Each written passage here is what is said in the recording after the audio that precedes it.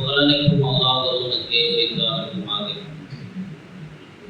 ஸலாத்தும் ஸலாமும் நமது உயிரில் மேலான கண்மணி நாயகம் ஸல்லல்லாஹு அலைஹி வஸல்லம் அவர்கள் மீதும் அவர்களுடைய அடிச்சுவடியை சலாமில் பின்பற்றிய சத்திய சஹாபாக்கள், தாபிஈன்கள், தபா தாபிஈன்கள், அவுலியாக்கள், சுஹதாக்கள், நாதாக்கள், நல்லவர்கள், குறிப்பாக நம் அனைவரின் மீதும் அல்லாஹ்வுடைய அருள் சாந்தி என்றென்று நிலவட்டுமாக.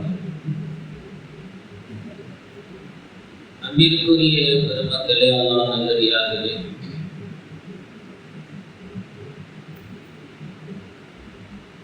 எப்படி உலகத்தில் இருக்கக்கூடிய ஒவ்வொரு பொருள், ஒவ்வொரு வஸ்துவும்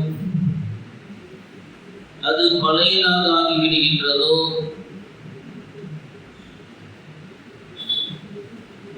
எனவே அதை பரிசுத்தப்படுத்துவதற்கு அதற்குண்டான முயற்சிகளை நாம் செய்கிறோம். அதே போல ஒரு பொருள் பழுதடைந்து விட்டால் அதை சரி செய்வதற்கு முயற்சி செய்கின்றோம். உடலில் ஏதாவது பாதிப்பு ஏற்பட்டுவிட்டால், நோய் ஏற்பட்டுவிட்டால் அதை சரி செய்வதற்கு நாம் முயற்சி செய்கிறோம்.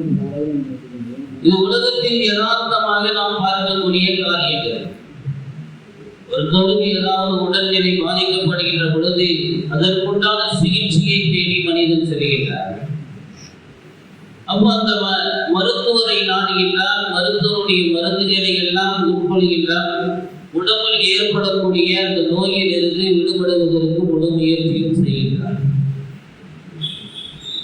அதே போலதான் எப்படி உடலில் உறுப்புகள் ஏதாவது பிரச்சனை என்றால் அதை சரி செய்வதற்கு நாம் முயற்சி செய்கின்றோமோ, அதே போன்றுதான் நம்முடைய உள்ளத்தில் ஏற்படக்கூடிய அழுக்குகள், கசடுகள், உள்ளத்தில் ஏற்படக்கூடிய அதற்குண்டான சிகிச்சையை நாம் செய்யாமல் விட்டுவிட்டோம் என்று சொன்னால் அதுவும் பழுதடைந்து நாளடைவில்லது மோசமான ஒரு நிலைக்கு அது கொண்டு போய் சேர்த்துவிடும் என்பதை அல்லாஹ் நமக்கு சொல்லி தருகிறார். அல்லாஹ் ஒரு ஆயத்திலே சொல்லுகின்ற பொழுது சொல்வார்,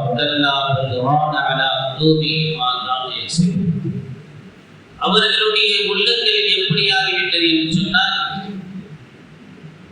அவர்கள் செய்த அந்த பாவமான காரியத்தினால், பாவத்தின் காரணத்தினால் அவருடைய உள்ளம் கருமை அடைந்ததாக ஆகிவிடுகிறது.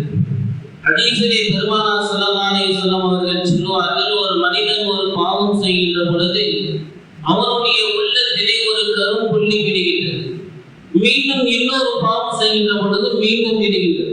இப்படி பாவங்கள் செய்ய செய்ய கரும்புள்ளி விழுந்து கொண்டே இருக்கிறது.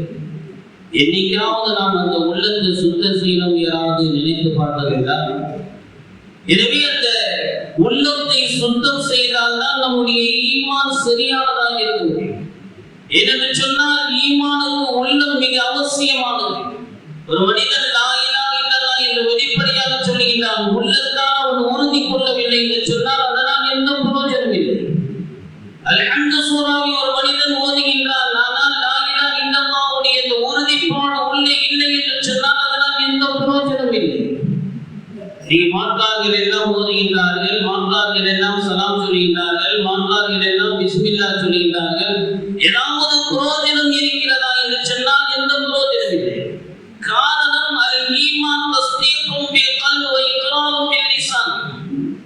ஈமான் என்று சொன்னால் நாவால் மொழிவது மட்டுமல்ல, உள்ளத்தால் அதை உறுதி கொள்ள வேண்டும், அதுதான் ஈமான்.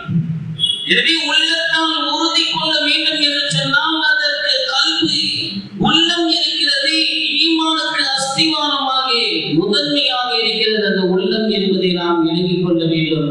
எனவே அந்த உள்ளத்தை பரிசுத்தப்படுத்த வேண்டும் என்பதை நாம் ஒவ்வொருவரும் சற்று நினைத்து பார்க்கணும். யாராவது அதை பற்றி நாம் நினைச்சு பார்க்கிறதா? இன்னைக்கு நமக்கு பாவங்களை எல்லாம் மீண்டும் மீண்டும் செய்ய தூண்டுகிறது என்று சொன்னால் உள்ளத்தில் என்ன இருக்குதுன்னு சொன்னால் அழுக்கு இருக்கிறது. அல்லாஹ் குர்ஆன்ல பல இடங்கள் அல்லாஹ் சொல்றான், உங்களுடைய உங்களுடைய உள்ளத்துல நோய் இருக்கிறது என்று சொன்னால் அந்த நோயை நாம் என்ன செய்யலாம்? அதை நீங்க நீக்கிற, அதற்கு எந்த முயற்சியும் பண்ணலை என்று சொன்னால் அந்த மனதை நாம் இன்னும் கொஞ்சம் அதிகப்படுத்தி கொடுத்து விடுவோம் என்பதாக அல்லாஹ் சொல்றான். அப்போ உள்ளத்துல நோய்கள் அதிகமாகிவிட்டது என்று சொன்னால் என்ன வராது? அல்லாஹ்வுடைய மகிமையுடைய உள்ளத்திலே ஏற்படாது. அப்போ என்ன செய்யலாம் சொன்னா, உலகத்துடைய ஆசைகள் நம்முடைய உள்ளத்தில் இருக்கு, மனோ இச்சைகள் நம்முடைய உள்ளத்தில் இருக்கு.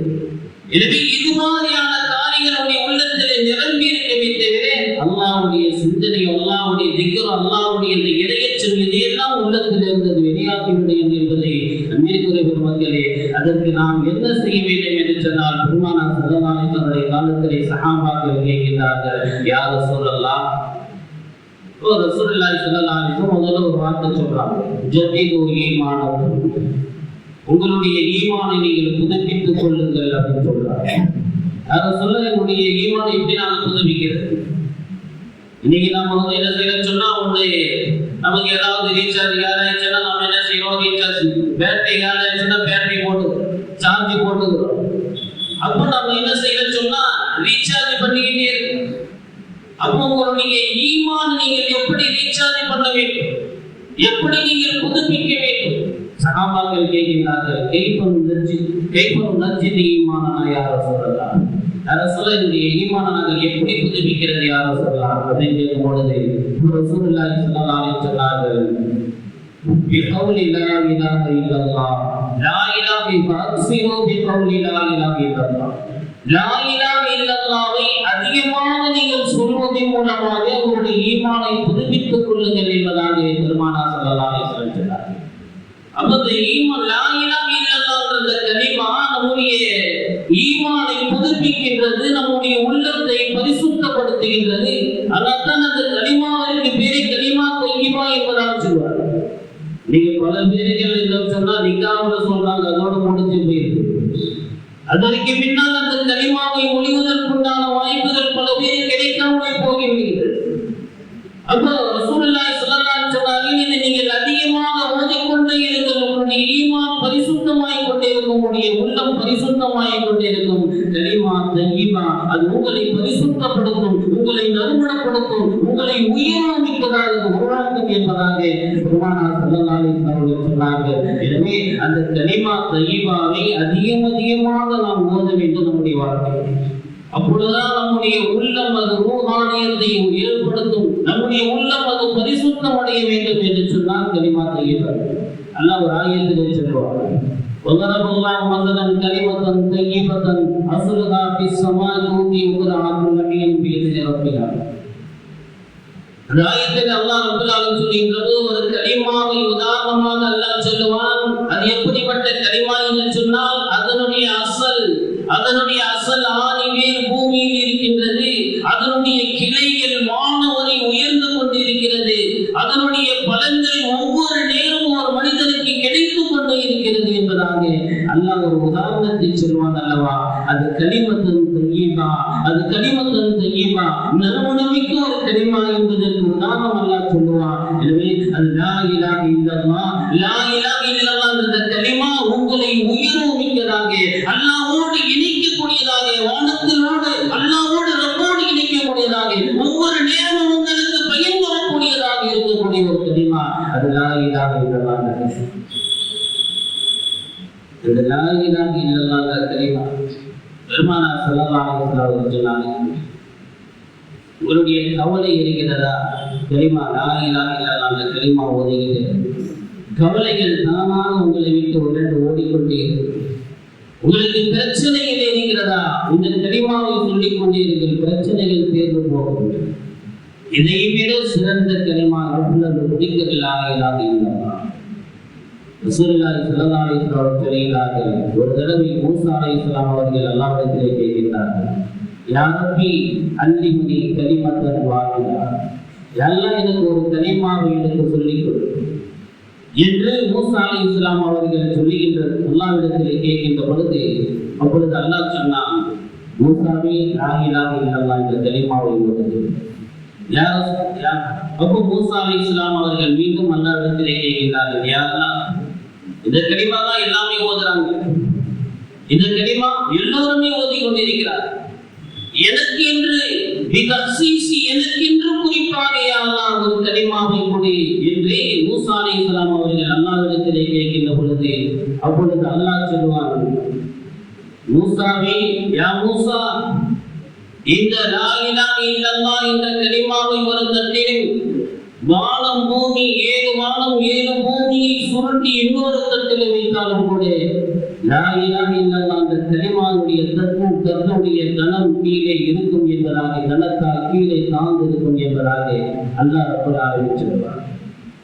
அப்போ ஒரே ஒரு அந்த கலிமா 7 வானம் பூமியை விட சிறந்த ஒரு அற்புதமான ஒரு கலிமா என்று சொன்னால் அது லா இலாஹ இல்லல்லாஹ் என்ற கலிமா.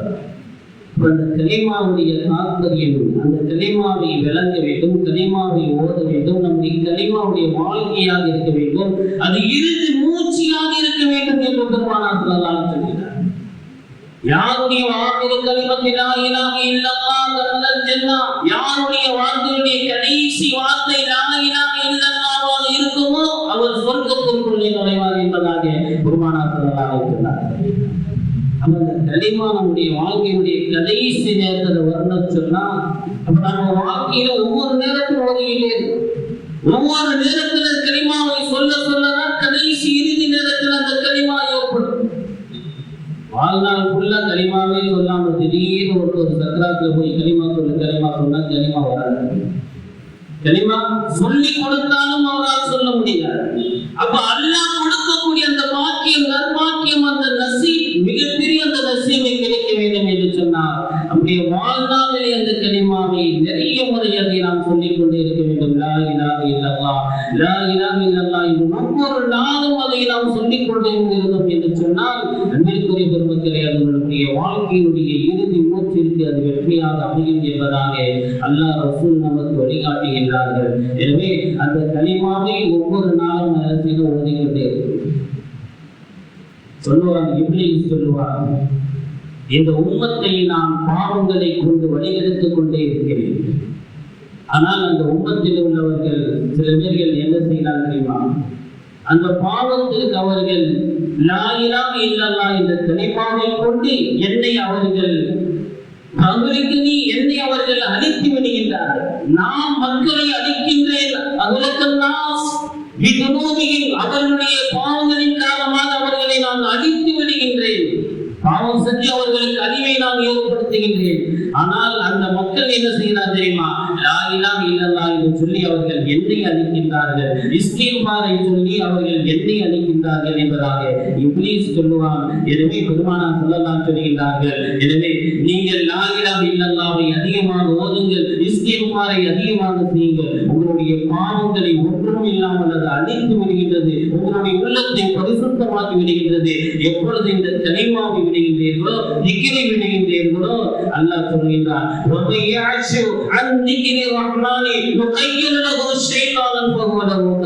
யார் அல்லாஹ்வுடைய சிந்தனை இல்லாமல் வாழ்கின்றார்களோ, அல்லாஹ்வுடைய திக்ர் இல்லாமல் வாழ்கின்றார்களோ, அல்லாஹ் சொல்கின்றான், அல்லாஹ்வுடைய சிந்தனை உனக்கு வரலையா, கலிமா ஓதலையா, உன்னுடைய நாவில் கலிமாவுடைய வார்த்தைகள் வரவே இல்லையா, அப்படி நாம் உனக்கு சாட்டி விடுவோம் ஷைத்தானை நாமளே உனக்கு சாட்டி விடுவோம் என்பதாக அல்லாஹ் சொல்கிறார்.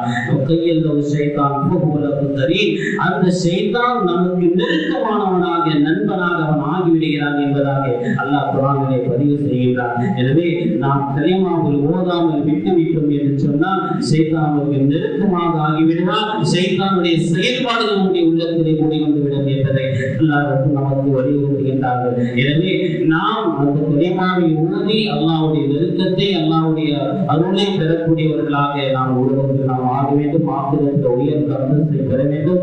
இந்த கலிமாவின் மூலமாக அல்லாஹ் ரப்பல் ஆலமீன் அனைவருக்கும் நற்பாக்கியத்தை தந்தார்கள் புரிவானாக. ஆமீன் ஆமீன். வாக்கிய தாழ்வானாக அல்ஹம்துலில்லாஹி ரப்பில் ஆலமீன்.